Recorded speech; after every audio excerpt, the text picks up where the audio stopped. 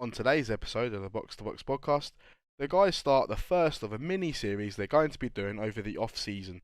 The series will consist of the top five Premier League players of every position. Onto the podcast we go.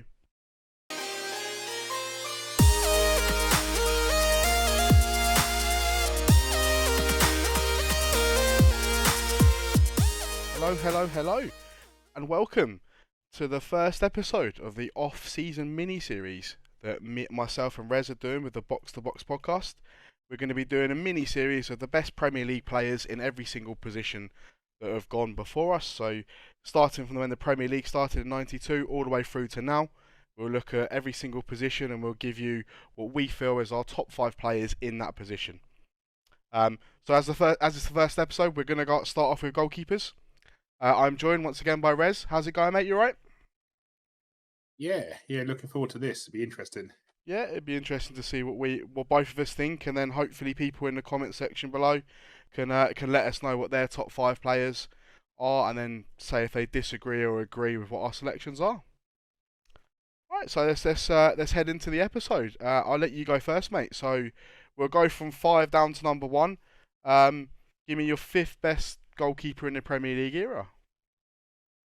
So I guess I'm going to start off slightly controversial, but I felt like I had to put him in because I think he's made a massive difference to the team. But I've gone for Alisson. Okay. I think that he is the best goalkeeper in the league, in my opinion. Yep. Like Edison doesn't come close at all. Yeah. He's full of mistakes. And the difference that he's made since joining Liverpool has been massive. Yeah. Absolutely massive. So I think that, and you look at what they've achieved, and I struggle to think of many goalkeepers better than him in the Premier League era. So, for me, he's 5th on my list of the top 5. I can understand why, and honestly. I do actually agree with you. I think Alisson is the better out of Edison. For me, Edison's much better with his feet, but in terms of saving and shot stopping, Alisson is miles above him, in my opinion, and miles above anyone in the Premier League. The only person that probably comes close at shot stopping wise is De Gea, but yeah, we won't talk about that. So yeah, that's nice. That's your number 5. Who's your number 4? 4th is David Seaman. Very nice. So again, I think that a lot of people remember him for the end of his career, which is a shame in many ways. He did have quite a big drop off. Yep.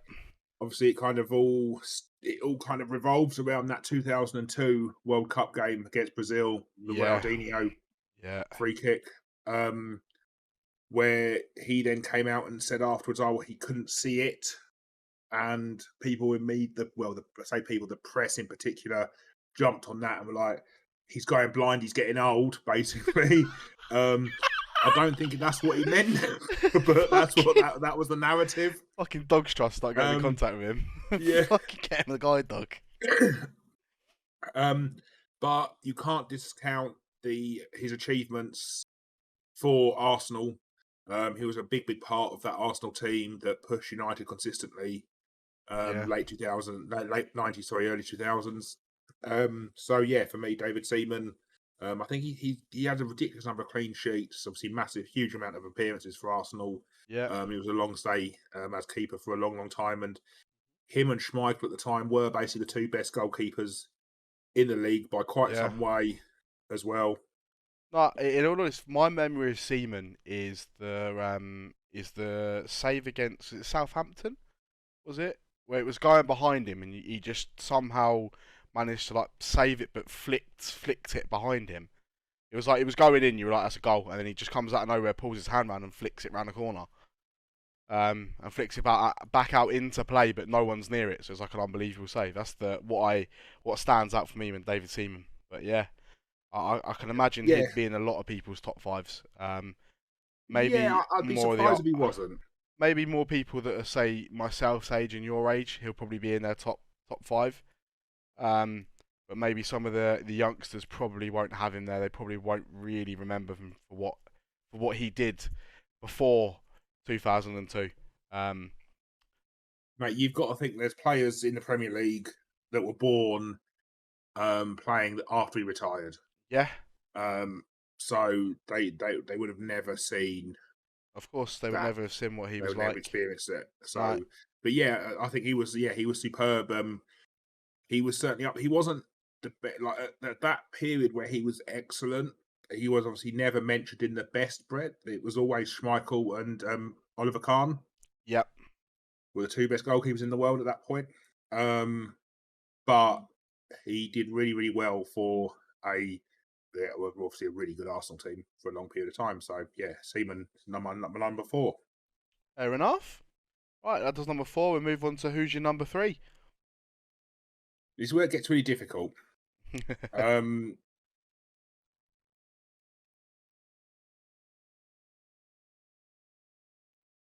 I'm gonna go weirdly, and this is purely a personal thing, and because I like the, I'm gonna it's gonna be Peter Schmeichel. Wow, 3. Um, yeah. Now I know, like, I can hear obviously the surprise in your voice. The reason he was unbelievable, and again, talk about David Seaman and being a massive part of the Arsenal team in the '90s that did really well. Obviously, Schmeichel was that for United. Yeah. You talk about saves. There was a save he made again. Was it Benfica? What was the save? Where Let me know what it was, and they see if I can they jog were my memory. basically it was basically point blank header straight down into the ground, and somehow he's managed to get down and lift the ball up over the bar. Yeah, I think it was Um, Benfica. and I think you're right. and they were comparing it to the Gordon Banks save. Yeah, I think you're And right. I in think it was terms of Benfica. there was a lot of analysis around how much time he had to react. Yeah, Um, One of the other things obviously Schmeichel's famous for was coming off his line. He was excellent making at himself doing big that. very quickly. Yeah, yeah, he was very, very good. Um, this is purely personal, right? And I understand that it probably shouldn't come into it, but it has to. He Well, of fucking course, went it's to your Man top City. 5. It's your top 5 at the end of the day. You He can went put to it. Man City. Like Yeah, he retired, came back. He went to Villa first, didn't he? And then he went to Man City. Um, and I'm not a big fan of him as a pundit. And like when he speaks, I'm not a big fan of what he says. And while he was incredible, I think the other two were just that bit better for different reasons. They had different qualities that made them that bit better. yeah. Um, so yeah, controversially perhaps, Fair enough. Michael as number 3. No worries. That's your third. Who makes number 2 then? Who gets the silver medal for you? Petr Cech. Oh, yeah, worldie, absolute worldie. Something else. Absolutely next level. He was. I mean, he had obviously some fantastic, unbelievable centre backs in front of him, and well, just an incredible spine. But he formed the spine of a team that it didn't matter which manager came in, they were still bloody successful. You think of the likes of Avram Grant, Roberto Di Matteo. It started at the back with Czech and went up through obviously Terry, Lampard, and then Drogba. Yeah, And that spine of that team was unbelievable. Czech was massively consistent. Obviously, after the horrific injury, it was against Reading, wasn't it? I think. yeah. Stephen Hunt, was it Stephen Hunt? Yeah, I think so.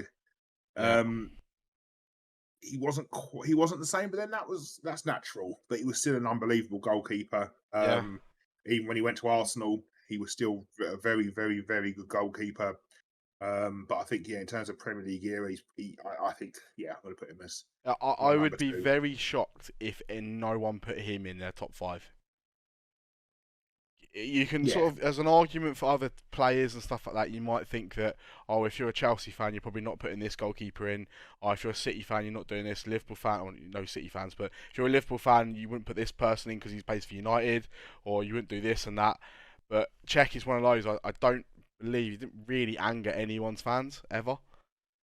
So you just got for his sheer ability, he has to be there. Yeah. So yeah, he has to be in a minimum top five. And obviously we'll get on to the list when I do my top five after yourself. But yeah, no worries. If he's at number two, who is your number one? Well, that's obvious now, surely by now. Yeah, I think it's obvious, but go ahead, let everybody know. So it's the Dutchman, The Beast. Big Edwin van der Sar. Yeah, Um, he was just longevity was a big thing. You look at Schmeichel, Czech, Seaman less so. Seaman did play until like his late 30s, I think it was. But you could see there was a big drop off in performances. yeah, Van der Sar there wasn't. Van der Sar was 40 years old when he left United, and even then he was still superb. And the one yeah, thing that the biggest thing is his personality. He was just so calm. And I think as a goalkeeper, as a defender, the worst thing you can have is a shaky goalkeeper behind you, a nervous goalkeeper or a shouty goalkeeper. He was just so calm and everything was just so calm. And I mean, I remember going to, so I'm going to mention a mistake he made. Going to the West Brom 2-2 game where the ball's come in, he's jumped up and he's gone to catch it and it's gone straight through his gloves. And they've scored. I can't remember whether that was their first or second goal, and I was completely stunned. I was like, fuck, he made a mistake. he can make Couldn't believe mistakes. that he'd made What the I fuck couldn't is believe it? he'd made a mistake. So yeah, just I think that I think the reason that he doesn't sit high on a lot of people's lists in many ways is because he came from Fulham. Yeah, It's like, well, how good can he be if he came from Fulham? I mean, I don't know how Fulham pulled it off, to be honest. Um, it but reminded they me of like did. and probably because they were a London club. For him, probably going to London, it's probably good move for him. He'd been everywhere before, so he'd won the Champions League before. Been at Ajax, been at a few other clubs as well. That just Yeah, it was Juve before that, that's it. wasn't he? I Before couldn't Fulham. remember the Italian club, whether Yeah, it was I'm Juve or pretty sure it was AC. Juve. Yeah, so he'd Yeah, been to Juve, Juve. he'd been to Ajax, he's won the Champions League. He'd done it really all in the game.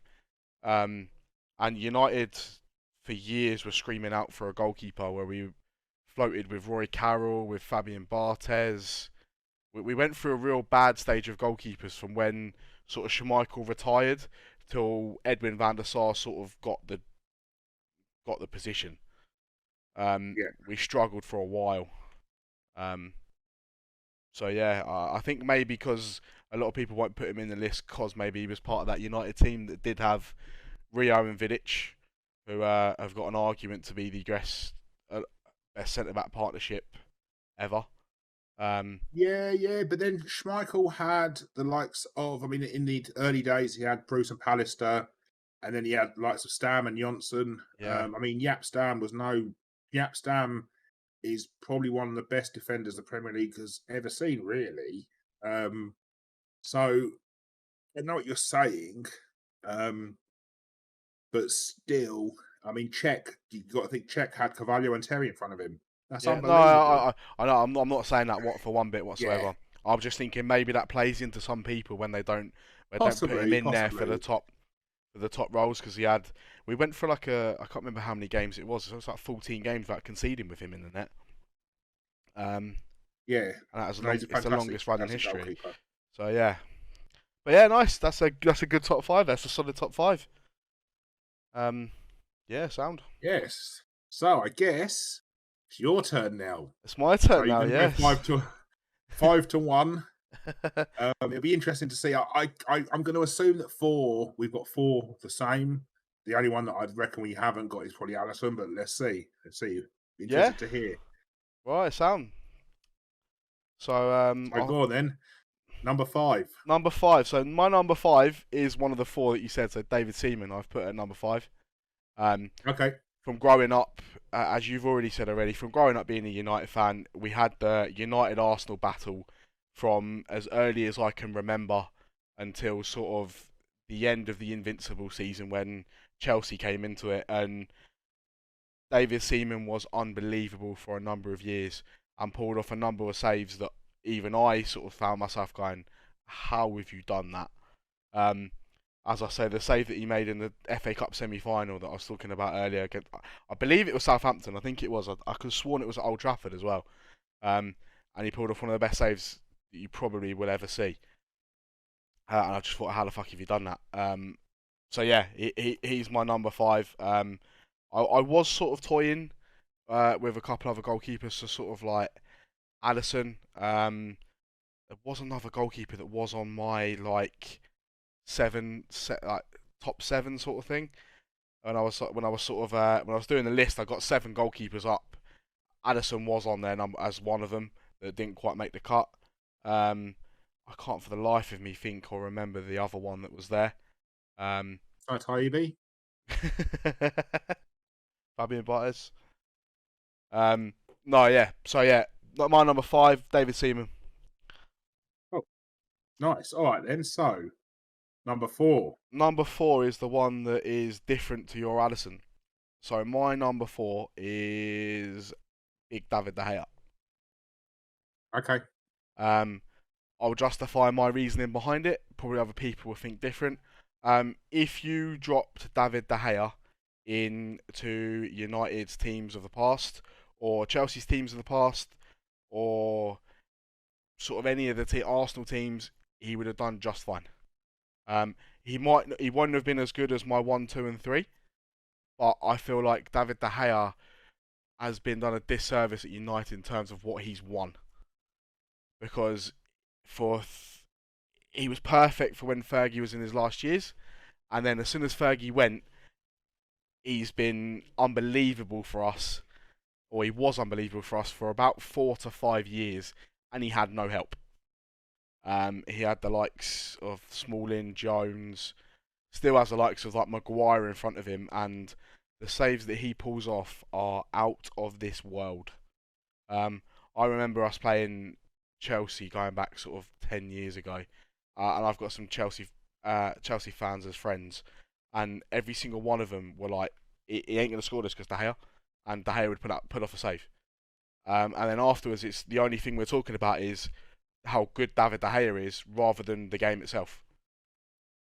Um, and yeah, for a good couple of years, he was challenging with Neuer, and looked like he was the only person with Neuer for the goalkeeper of the year. Um, which people will argue whether Neuer was better or De Gea was better at the time, but for a couple of those years, I believe De Gea was the best in the world at his position. So that's why he's on number four as my list. Yeah, I think he's been a great shot stopper. I think that the thing that's always let him down, not his distribution. His distribution is more of that's a modern goalkeeper thing.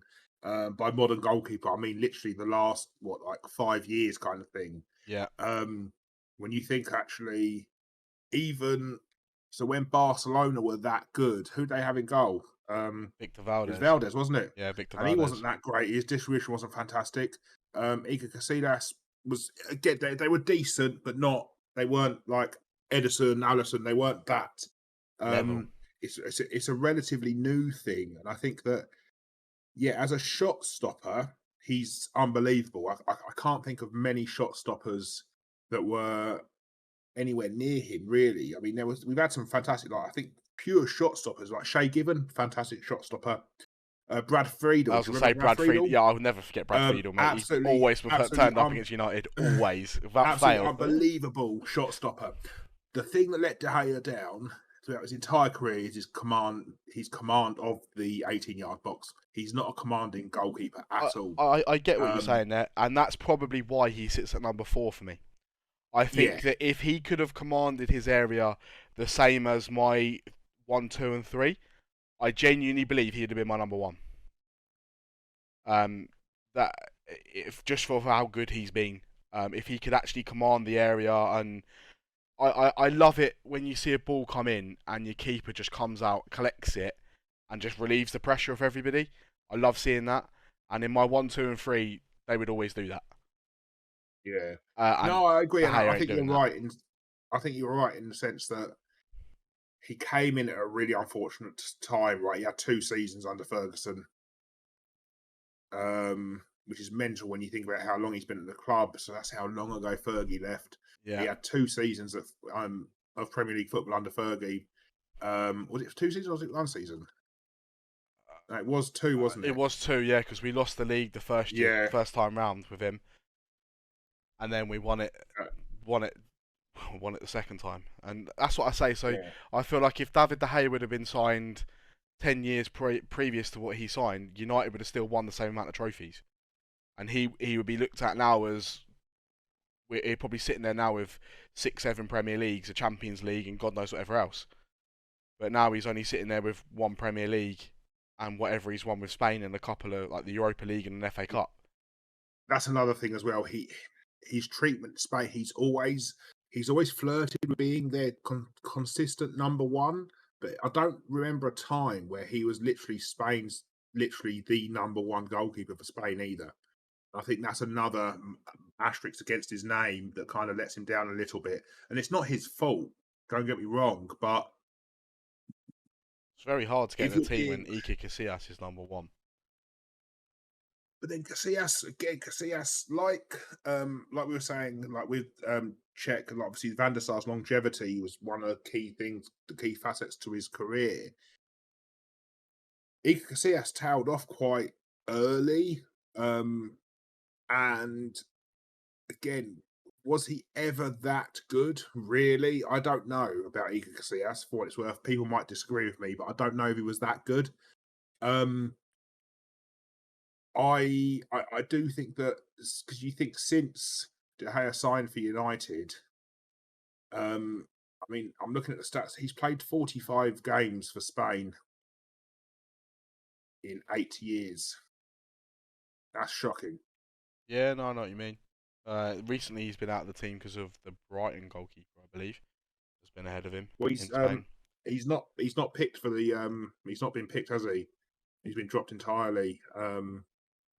I think though the So trouble with him with Spain was also the way Spain like to play football. Like we're talking about, his distribution is not there, and Spain like to play the ball out from the back. They prefer that the keeper plays the ball out from the back. So they'd probably rather take someone that's not as good shot stopper as what De Gea is, and it's better distribution, than have De Gea in net. So that's probably what's gone against him for that side of things. But yeah, yeah, possibly. De Gea is my number 4. Cool. So top three. This was very, very, very, very difficult. The top 3. Um, at number 3, I genuinely I had to think about this for quite a long time. I've put Peter Cech at my number 3. Okay. Um, I don't have to sing his praises any more than what you've already sung. He was an unbelievable goalkeeper for Chelsea, and he sort of kick-started their dominant era with Jose Mourinho. He got a good goalkeeper, he got the 2 centre backs, he got the midfield, and then with Drogba as well, it's like the spine was just sorted. Um, Yeah. and it was just perfect for him. They got a massive goalkeeper. Comes, gets the ball. He genuinely does look quite scary when he's in net.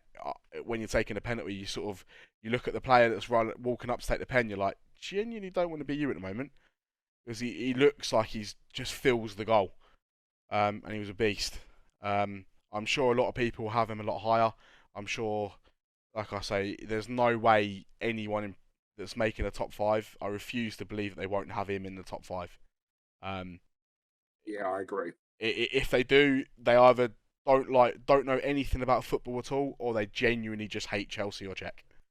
That's the only 2 ways that you can not put him in your top 5. Um, Yeah. but yeah, Or you live fan with Pepe Reina and Jerzy Dudek yeah, and in your top five. you're thinking Alisson's the best goalkeeper ever. You're thinking Van Dijk's the best centre back ever.